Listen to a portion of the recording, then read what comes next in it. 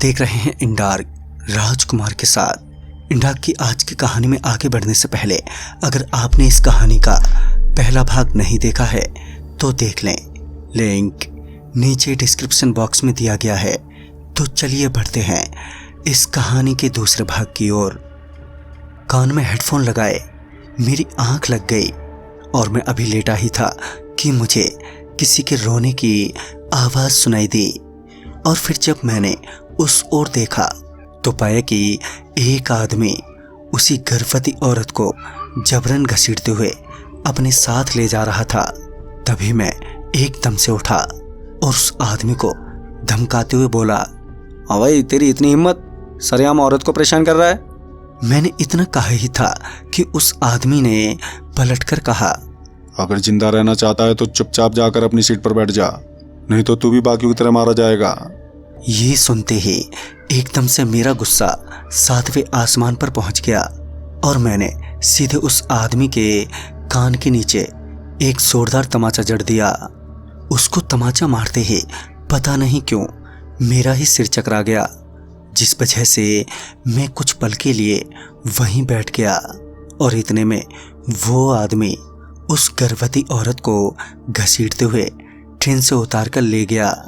फिर जब मेरा चकराना बंद हुआ तो मैं ट्रेन से बाहर उतरा उस औरत की तलाश में। ट्रेन से उतरते ही मेरी नज़र दूर पटरियों के बगल में बैठे एक आदमी पर गई। मैं तुरंत ही उसके पास पहुंचा ये पूछने के लिए कि वो आदमी उस औरत को कहाँ ले गया है। मगर मेरे कुछ पूछने से पहले ही वो बोल पड़ा, चुपचाप यहाँ से चले जाओ, नहीं तो तुम भी मारे जाओगे। वो बीड़ी पीता हुआ आदमी बड़ा ही अजीब लग रहा था और मैं उस आदमी को अनदेखा करता हुआ उस औरत को ढूंढने लगा। तभी उस आदमी ने मुझसे कहा, उसे मत ढूंढ, वो तेरी मौत है। उस आदमी की ऊटपटांग बातों से जहां मुझे गुस्सा आ रहा था तो कहीं ना कहीं उसके कहने के अंदाजे से डर भी लग रहा था, जिस वजह से मैं उस आदमी से बोला, आप ऐसा क्यों बोल रहे हैं? तो इस पर उसने मुझे इशारे में बैठने को कहा। तभी मैंने कहा, नहीं नहीं ठीक है, तुम बताओ।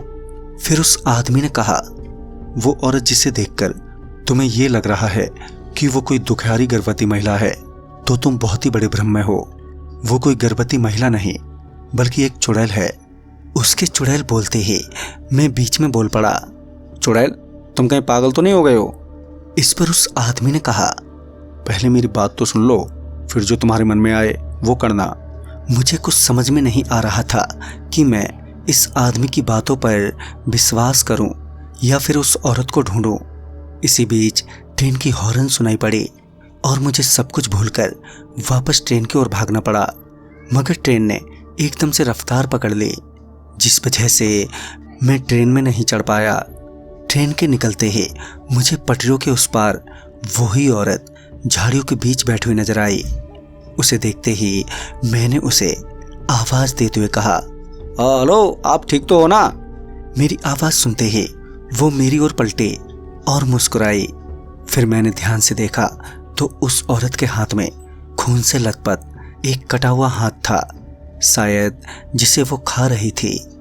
तो दोस्तों, आखिर ये औरत थी कौन और आगे क्या होने वाला था, ये जानने के लिए देखना न भूलें इस कहानी की अगली कड़ी। तब तक के लिए बाय एंड टेक केयर।